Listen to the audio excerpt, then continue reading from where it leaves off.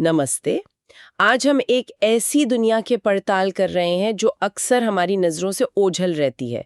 मतलब मनोविज्ञान के स्याह पहलू और चालाकी से भरे व्यवहार की दुनिया। हाँ, कभी सोचा है हमारे आसपास कौन अदृश्य धागे खींच रहा हो सकता है? बिल्कुल। ये सवाल तो मन में आता है। हमारे पास जो जानकारी है डार्क साइकोलॉजी और मैनिपुलेशन डिफेंस गाइड से, वो दिखाती है कि कैसे प्रभाव, अनुनय, नियंत्रण और धोखे का इस्तेमाल किया जाता है, कई बार तो बिल्कुल सामने। सही कहा। तो आज चलिए इन तरीकों को समझने की कोशिश करते हैं और सबसे जरूरी, इनसे अपने मन की रक्षा कैसे की जाए, इस पर गहराई से बात करते हैं। बिल्कुल, और ये समझना जरूरी है कि ये सिर्फ कुछ बुरे या अलग-थलग लोगों की बात नहीं है, जैसा आपने कहा। अच्छा। हाँ, मतलब प्रभाव डालने की कोशिश तो हर जगह होती है, विज्ञापन से लेकर रोजमर्रा की बातचीत तक। समस्या तब खड़ी होती है जब ये तरीके गुप्त हों, जबरदस्ती किए जाएं या किसी को नुकसान पहुंचाएं। तो इस गाइड का मकसद साफ है। पहला, इन चालों को उजागर करना ताकि उनका असर कम हो। दूसरा, इनके पीछे के मनोविज्ञान और सामाजिक समीकरणों को समझना। हाँ, और तीसरा, इनसे बचने के लिए व्यवहारिक रणनीतियां देना। ठीक है। दिलचस्प बात यह है कि ये ज्ञान अपने आप में अच्छा या बुरा नहीं है। इसका इस्तेमाल दूसरों को चलाने के लिए भी हो सकता है और खुद का बचाव करने के लिए भी। ये तो है। तो चलिए शुरू करते हैं इन मैनिपुलेटिव व्यवहार वाले लोगों के पैटर्न से। गाइड कुछ खास व्यक्तित्वों की बात करता है जिन्हें डार्क ट्रायड कहा गया है। हाँ, डार्क ट्रायड। नार्सिसिज्म, मैकियावेलियनिज्म और साइकोपैथी। सुनने में भारी लगते हैं ये शब्द, थोड़ा आसान करेंगे इन्हें? हाँ, बिल्कुल। देखिए, नार्सिसिस्ट वो है जिसे लगातार तारीफ और तवज्जो चाहिए। आपने देखा होगा, शुरू में बेहद आकर्षक लग सकते हैं, हाँ हाँ। पर जैसे ही ध्यान हटता है वे चिड़चिड़े या गुस्सा हो सकते हैं। उनकी दुनिया अक्सर उन्हीं के इर्द गिर्द घूमती है। अच्छा, और मैकियावेलियन? फिर हैं मैकियावेलियन, जो लोग दूसरों को शतरंज के मोरों की तरह देखते हैं। मतलब वो भावनाओं से ज्यादा अपने लक्ष्य पर ध्यान देते हैं और दूसरों का इस्तेमाल करने में माहिर होते हैं, अक्सर बड़ी चालाकी और लंबी प्लानिंग के साथ। ओह, तो ये काफी कैलकुलेटेड होते हैं। हाँ, कह सकते हैं। और तीसरा, साइकोपैथी, जो आपने पूछा था। हाँ, ये साइकोपैथी, क्या ये फिल्मों वाला साइकोपैथ है? जरूरी नहीं। देखिए, साइकोपैथिक लक्षण वाला व्यक्ति आवेगी यानी इम्पल्सिव हो सकता है। उसे अपने किए पर पछतावा नहीं होता और उसमें सहानुभूति की भारी कमी होती है। वे सतही तौर पर आकर्षक और निडर लग सकते हैं, नियमों की परवाह किए बिना। लेकिन जैसा गाइड साफ करता है, ये सिर्फ लक्षण है। अच्छा। हर कोई जिसमें ये लक्षण हो वो अपराधी या बुरा इंसान नहीं होता। ये बस कुछ पैटर्न है जो बताते हैं कि कोई व्यक्ति दूसरों को इस्तेमाल करने या नैतिक सीमाएं लांघने के लिए ज्यादा प्रवृत्त हो सकता है, शायद अपने लक्ष्य पाने के लिए। तो ये लक्ष्य होते क्या हैं? क्यों करता है कोई ऐसा? मतलब क्या मिलता है इससे? देखिए, अक्सर इरादे बहुत सीधे होते हैं। पहला तो नियंत्रण पाना, किसी व्यक्ति पर, किसी स्थिति पर। कंट्रोल। हाँ, कंट्रोल।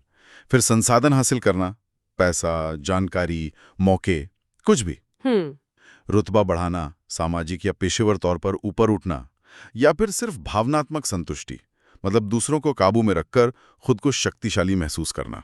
अच्छा।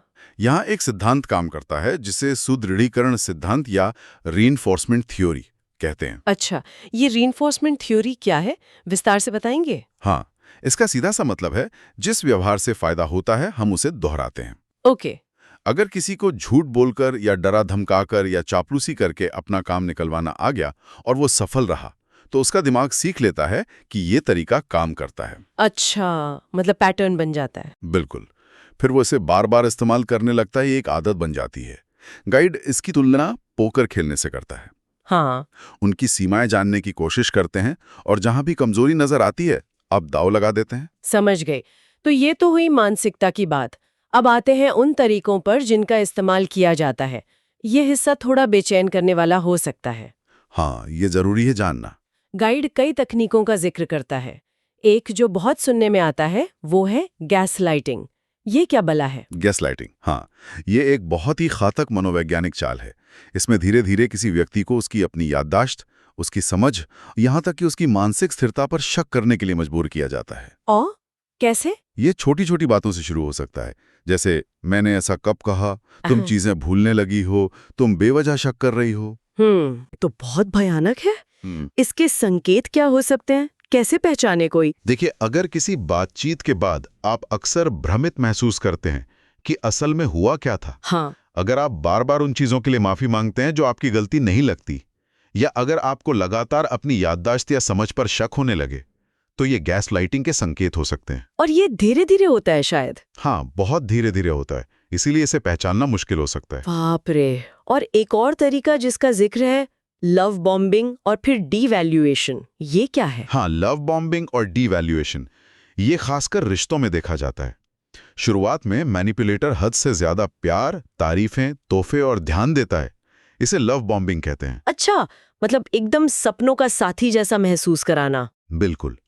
पीड़ित को लगता है कि उसे दुनिया का सबसे अच्छा साथी मिल गया है, लेकिन ये सिर्फ एक जाल होता है। जाल? हाँ, एक बार जब पीड़ित भावनात्मक रूप से निर्भर हो जाता है, तो धीरे धीरे प्यार और ध्यान कम होने लगता है, आलोचना शुरू हो जाती है और कमियां निकाली जाती हैं।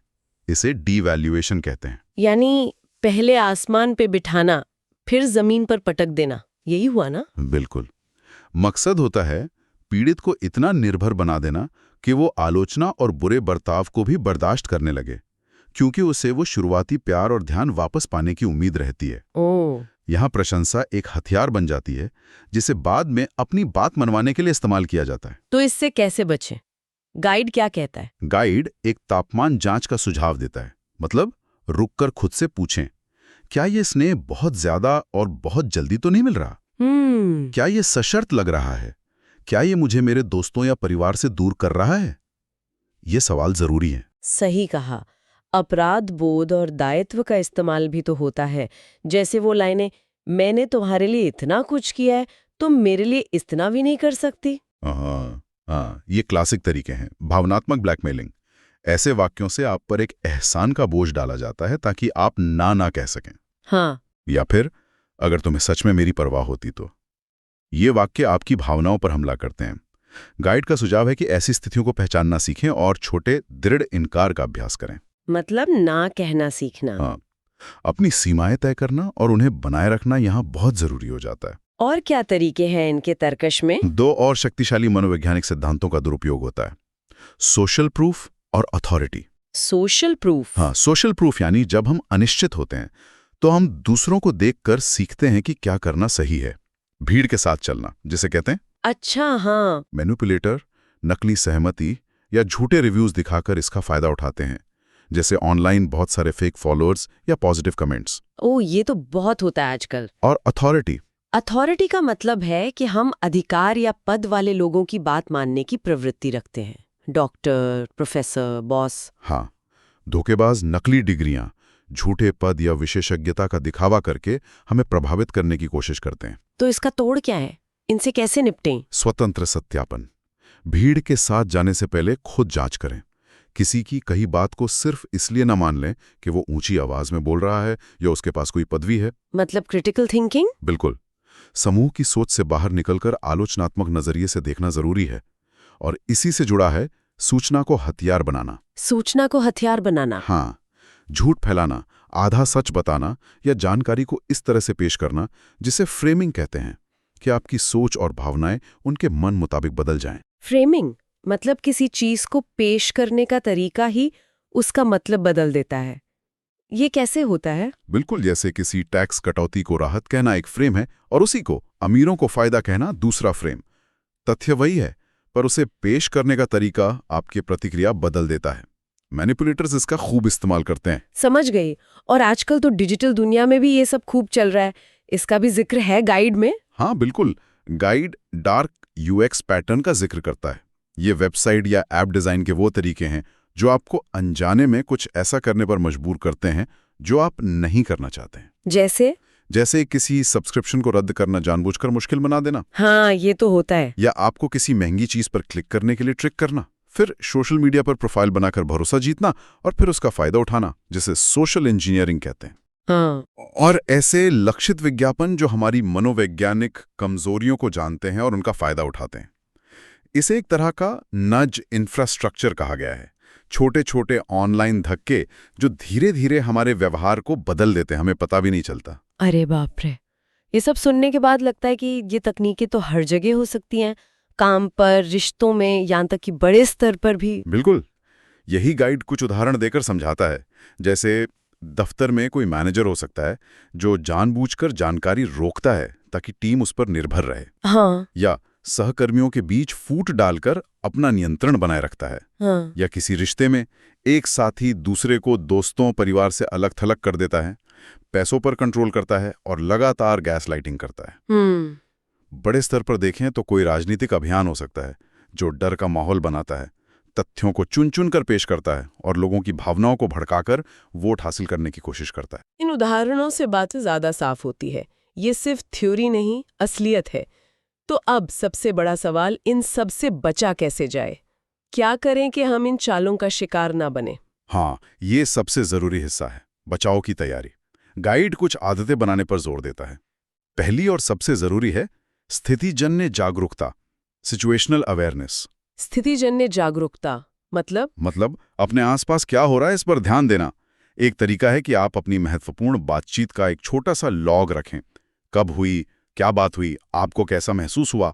बातचीत का लॉग रखना, ये कैसे मदद करेगा? कुछ हफ्ता में अगर कोई पैटर्न है तो वो उभर कर सामने आ सकता है। मान लीजिए कोई आपसे बार बार एक ही तरह से बात करके आपको बुरा महसूस कराता है। लॉग में ये पैटर्न दिख जाएगा।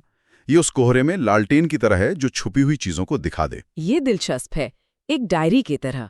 और क्या? दूसरी आदत है सीमा निर्धारण, बाउंड्री क्राफ्टिंग। ये बहुत बहुत जरूरी है। सीमाएं बनाना। हाँ, आपको साफ तौर पर पता होना चाहिए कि आप क्या बर्दाश्त करेंगे और क्या नहीं, और जब कोई आपकी सीमा लांघे तो उसके क्या परिणाम होंगे ये भी तय होना चाहिए। लेकिन कहना आसान है, करना मुश्किल। बिल्कुल, इसीलिए गाइड इसके लिए छोटी, शांत और दोहराए जा सकने वाली स्क्रिप्ट तैयार रखने का सुझाव देता है। जैसे अगर कोई आपसे बार बार निजी वित्तीय जानकारी मांग रहा है जो आप नहीं बताना चाहते, तो आप कह सकते हैं, मैं इस बारे में यहां बात करना पसंद नहीं करती।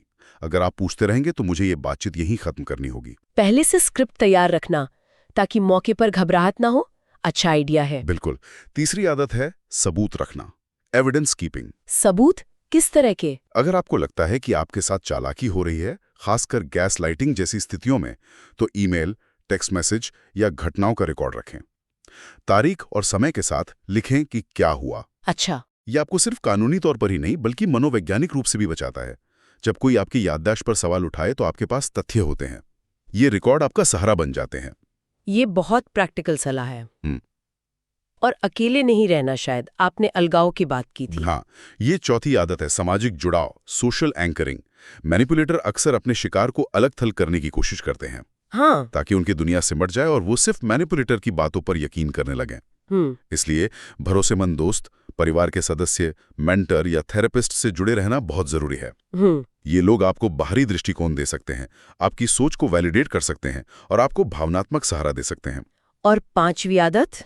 इसे संज्ञानात्मक स्वच्छता कह सकते हैं, कॉग्निटिव हाइजीन। संज्ञानात्मक स्वच्छता, ये क्या है? इसका मतलब है अपनी सोच को साफ रखना। जल्दबाजी में फैसले ना लें, किसी भी बात पर तुरंत यकीन करने से पहले सवाल पूछें, अपनी मान्यताओं की जांच करें। धीमे सोचना एक तरह से। हाँ बिल्कुल। अगर कोई आप पर दबाव डाल रहा है तो समय मांगें, सोच समझकर प्रतिक्रिया दें, भावनाओं में बहकर नहीं। यह वैसा ही है जैसे दिन के आखिर में अपने दिमाग से सारी गंदगी धो देना। भावनात्मक दबाव, जल्दबाजी, शक के बीज, इन सब को साफ करना। ये बचाव के तरीके तो बड़े ठोस लगते हैं, लेकिन अगर कोई इस अनुभव से गुजर चुका हो तो उसके लिए क्या? क्योंकि ये सब सुनने में ही इतना भारी है, तो झेलने वाले पर क्या बीतती होगी? हाँ, ये बहुत महत्वपूर्ण पहलू है। उपचार और पुनर्निर्माण, हीलिंग एंड रीबिल्डिंग। मैनिपुलेशन का अनुभव गहरा आघात यानी ट्रॉमा दे सकता है। हाँ। इसके बाद लोग अक्सर अति सतर्क, हाइपर विजिलेंट हो जाते हैं। उन्हें शर्म महसूस होती है या वो खुद को दोष देने लगते हैं। गाइड इन लक्षणों को समझाता है और रिकवरी के लिए थेरेपी के महत्व पर जोर देता है। किस तरह की थेरेपी? कुछ तरीके जैसे कॉग्निटिव बिहेवियरल थेरेपी, CBT, जो नकारात्मक सोच के पैटर्न को बदलने में मदद करती है, या EMDR, जो ट्रॉमा को प्रोसेस करने में मदद करती है, फायदेमंद हो सकती हैं। प्रोफेशनल मदद लेना यहाँ बहुत जरूरी हो सकता है। और विश्वास जो टूट जाता है, हाँ, उसे दोबारा कैसे बनाया जाए? ये एक धीमी प्रक्रिया है। विश्वास का पुनर्निर्माण धीरे धीरे और चुनिंदा लोगों के साथ करना होता है। छोटे छोटे कदमों से शुरुआत करनी पड़ती है। गाइड कानूनी और सुरक्षा उपायों पर भी व्यवहारिक सलाह देता है, जैसे जरूरत पड़ने पर निरोधक आदेश लेना या कार्यस्थल पर शिकायत दर्ज करना। लेकिन साथ ही ये भी कहता है कि स्थानीय कानूनों की जानकारी लेना और अपनी सुरक्षा को हमेशा प्राथमिकता देना बहुत जरूरी है। हाँ, सुरक्षा सबसे पहले। बिल्कुल। रिकवरी में धैर्य रखना होता है। ये कोई सीधी रेखा नहीं है, उतार चढ़ाव आते हैं। और अंत में गाइड नैतिकता की बात भी करता है। हाँ, ये जानना कि ये तकनीकें कैसे काम करती हैं एक जिम्मेदारी भी लाता है। क्या हम खुद कभी अनजाने में या जानबूझकर इन तरीकों का इस्तेमाल करते हैं? सोचने वाली बात है। प्रभाव डालने और मैनिपुलेट करने में एक बारीक रेखा है। गाइड का तर्क है कि स्वस्थ प्रभाव हमेशा सहमतिपूर्ण और पारदर्शी होना चाहिए, धोखे या दबाव पर आधारित नहीं। और ये हमें सोचने पर मजबूर करता है, क्या हमारे समाज में ऐसी व्यवस्थाएं हैं जो जाने अनजाने मैनिपुलेशन को बढ़ावा देती हैं? जैसे किस तरह की व्यवस्थाएं? जैसे मीडिया में सनसनीखेज खबरों को ज्यादा तवज्जो मिलना, सोशल मीडिया के एल्गोरिदम जो हमें बांधे रखने के लिए हमारी भावनाओं का इस्तेमाल करते हैं। हाँ, ये तो है। या ऐसे कॉर्पोरेट कल्चर जो सिर्फ नतीजा देखता है, भले ही वो दूसरों को कुचलकर हासिल किए गए हों। ये बड़े सवाल हैं जिन पर हमें सोचना चाहिए। तो इस सारी बातचीत का निचोड़ क्या है? डार्क साइकोलॉजी को समझना क्या हमें हर किसी पर शक करने वाला बना देगा, या फिर इससे कुछ और हासिल होगा? नहीं, शक करने वाला नहीं, बल्कि ज्यादा जागरूक और विवेकशील। ये उस लालटेन की तरह है जो अंधेरे कोनों में छिपी चालों पर रोशनी डालती है। अच्छा। अब शायद जब कोई जरूरत से ज्यादा मीठा बने तो लव बॉम्बिंग का ख्याल आए। जब किसी बातचीत के बाद मन में उलझन हो तो गैसलाइटिंग की संभावना पर गौर किया जा सके। हाँ। जब किसी वेबसाइट पर अनसब्सक्राइब बटन ढूंढना मुश्किल हो तो समझ आए कि ये भी एक सोचा समझा डिजाइन हो सकता है। ये जागरूकता ही पहला कदम है। तो सुनने वालों के लिए कुछ ठोस कदम क्या हो सकते हैं जानकारी के आधार पर? कुछ प्रैक्टिकल टिप्स? हाँ, गाइड कुछ व्यावहारिक सुझाव देता है, जैसे अगले एक हफ्ते के लिए अपनी अहम बातचीत का एक छोटा सा लॉग बनाकर देखें, शायद कुछ पैटर्न नजर आए। इस महीने अपनी सीमाओं को बताने वाली 2 छोटी स्क्रिप्ट तैयार करें और मन में उनका अभ्यास करें।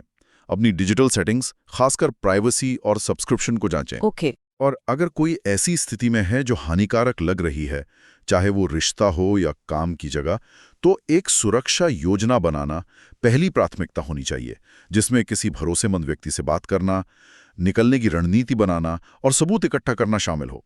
सुरक्षा योजना, ये बहुत जरूरी है। बिल्कुल। और आखिर में वही सवाल जो गाइड हमें सोचने के लिए छोड़ता है, हम इस ज्ञान का इस्तेमाल कैसे करेंगे?